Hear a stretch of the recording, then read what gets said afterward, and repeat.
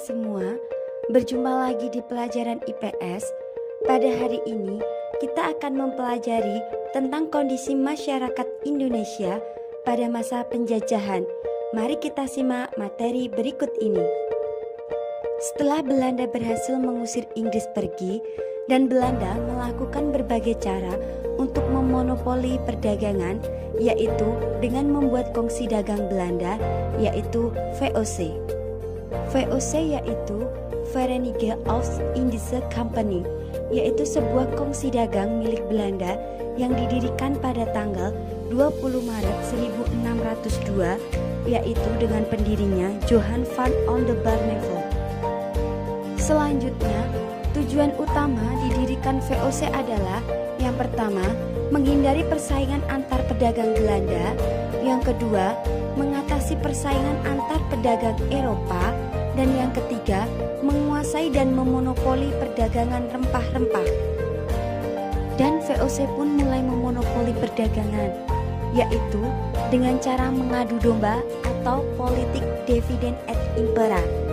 Caranya dengan mengadu domba kerajaan-kerajaan lokal agar berperang, dan VOC akan memihak atas salah satu kerajaan. Dengan imbalannya, VOC diizinkan untuk membuat benteng-benteng pertahanan. Pada tahun 1808 sampai 1811, Gubernur Jenderal Hindia Belanda, Herman William Daendels, menerapkan sistem tanah paksa untuk membuat jalur distribusi sumber daya dan pertahanan dari Anyer sampai Panarukan. Dan sistem ini mengharuskan rakyat untuk bekerja terus-menerus, dan berlangsungnya kebijakan ini membuat rakyat Indonesia sangat menderita. Bahkan banyak nyawa yang menjadi korban akibat sistem kerja paksa ini. Di tahun 1811, tanah Jawa kembali lagi jatuh ke tangan Inggris dengan ditunjuknya Thomas Raffles sebagai gubernurnya. Dan pada masa berkuasanya Inggris di Indonesia, Raffles menggunakan sistem sewa tanah atau land rent. Kebijakan ini menganggap bahwa semua tanah adalah milik pemerintah dan rakyat yang tinggal di atasnya harus membayar sewa tanah tersebut.